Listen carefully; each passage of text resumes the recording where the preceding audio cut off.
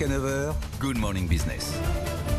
Et à 7h44, mon invité, il fait son entrée au CAC 40 lundi prochain. Olivier Rigaudy, directeur général délégué du groupe Téléperformance. Bonjour Olivier Rigaudy. Bonjour.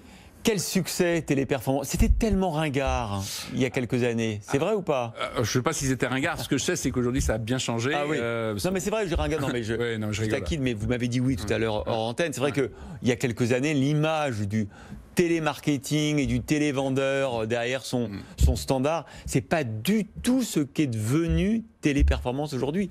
Vous gérez de la data, de la relation avec les clients dans tous les domaines pour tellement d'entreprises. C'est exactement ça. Alors, en fait, je crois que le mérite en revient à Daniel Julien, qui quand même fondé ce groupe il y a 42 ans. Quand même, il faut bien dire les choses. Effectivement, au départ, avec des idées de télémarketing, et on a complètement changé de dimension et de métier. On s'est complètement réinventé. Donc aujourd'hui, on fait un peu plus de 5 milliards, un peu moins de 5 milliards et demi de chiffre d'affaires. Comme vous le disiez, on rentre au CAC 40 lundi, on fait un peu plus de 12 milliards, près de 12 milliards et demi de valeur en bourse. Pourquoi ? Parce qu'en fait, on est là pour régler les problèmes des gens. Alors, on les règle à travers, effectivement, le téléphone, toujours, qui constitue un vecteur de communication, mais aussi la data, le chatbot, l'intelligence artificielle. Et on fait ça dans 80 pays, dans 265 langues. 265 langues, c'est plus que le nombre de pays, ça. Non, oui, pardon, bien sûr, parce qu'il y a des dialectes. Il y a toute une série de dialectes, notamment en Inde, je crois qu'il y a 27 langues. Il y a toute une série de langues qui sont effectivement un peu particulière, mais qu'on supporte à travers le monde. Oui. Alors, ça fait 10 ans que vous en êtes le directeur général délégué, Olivier Rigaudy. Ça a beaucoup changé aussi en 10 ans, parce que même le chiffre d'affaires du groupe, la valorisation du groupe... Ah oui, ça a beaucoup changé. En 10 ans, le groupe faisait un peu moins d'1 milliard, un peu moins de 2 milliards il y a 10 ans. Aujourd'hui, on a un peu plus de 5 milliards, un peu moins de 5 milliards et demi. On vaut une dizaine de fois de plus. On valait un peu moins d'1 milliard. Aujourd'hui, on vaut 12 milliards. Je crois en fait ce que ça traduit la croissance qu'on a constatée. Si vous regardez depuis 8 ans, on est en moyenne en croissance aux alentours de 8% organique par an. Ouais. Et par-dessus, on a fait des acquisitions à côté qui sont venues évidemment enrichir et élargir la palette du groupe. Et effectivement, et multiplier aussi son expertise technique, son expertise économique et technique. Et son internationalisation, parce que la France, c'est rien du tout. Maintenant, je regardais les chiffres en nombre de salariés, en chiffre d'affaires.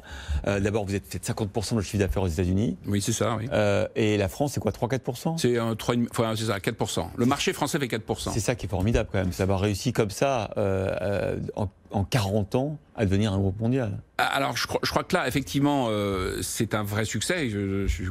Et évidemment, ça rend les équipes très fières. Et ça vient en fait du choix très très vite de partir à l'étranger, sous forme d'acquisition, sous forme d'implantation. Et dès les années 90-95, Daniel Julien a décidé de faire des acquisitions d'abord en Europe, puis après aux États-Unis, aux Philippines, en Amérique du Sud et dans toute une série, dans certains d'autres pays d'Asie.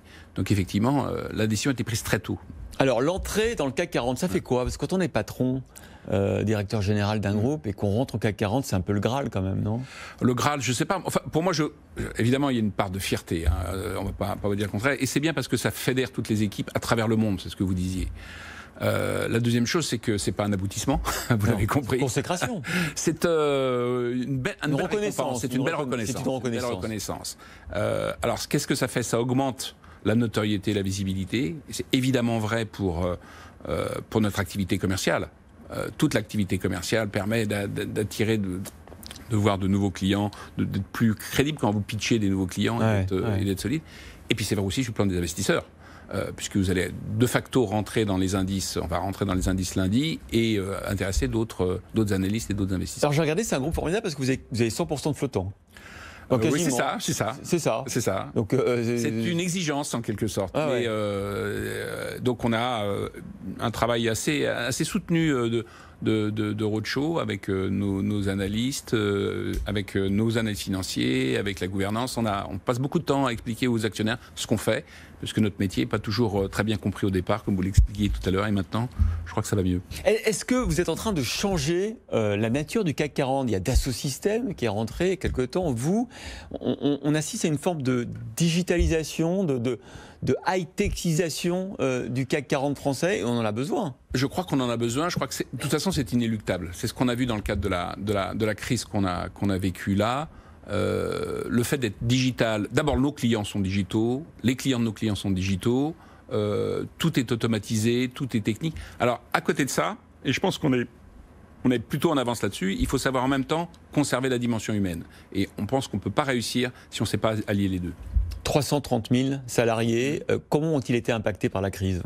Alors sur ces 330 000 salariés, juste pour vous donner des ordres de grandeur, on n'en avait que 5 000 qui travaillaient à la maison.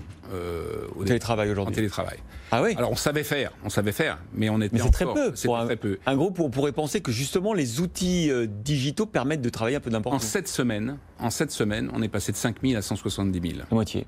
La moitié des effectifs. Tout le monde n'est pas forcément en face des clients, mais sur les 250 000 ou 240 000 agents qui travaillent face aux clients, on en a passé 170 000 en télétravail. Et la question, parce que c'est la question que toutes les entreprises se posent aujourd'hui, combien allez-vous rester en télétravail ? Est-ce que ça a changé ? Vous dites, mais pourquoi est-ce qu'on n'y a pas pensé plus tôt ? Pourquoi est-ce qu'on ne l'a pas fait davantage ? Ou est-ce que vous dites, non, tous ces gens-là, à un moment donné, il faut des relations humaines, il faut du collectif, on les rapatrie ? Alors, on y avait pensé plus tôt. On avait beaucoup de difficultés à convaincre nos clients de le faire, pour des raisons de sécurité, pour des raisons aussi diverses. Là, ils ont bien vu que ça marche. Donc, on ne va pas revenir à 5000 salariés. Alors, à quel niveau on va être ? Aujourd'hui, on est à 70-75% de télétravail. Je pense qu'on va revenir entre 40 et 50%. Ah, quand même. Donc on va rester beaucoup plus qu'avant, parce que ça fonctionne. Ça va vous faire économiser des mètres carrés de bureau. Oui, des mètres carrés de bureau. Ça va aussi soutenir la croissance future sur laquelle on est en train de travailler. Donc oui, tout à fait. On est absolument convaincu que ça va changer le monde de demain, oui. Et je pense qu'on est dans le bon sens. Merci beaucoup Olivier Rigaudy, directeur général délégué du groupe Téléperformance. Et puis bonne séance lundi. Vous allez faire un peu la fête lundi pour l'entre CAC 40. On verra les résultats, on verra le chiffre, mais je pense que oui. Bon. Merci beaucoup. Merci à vous.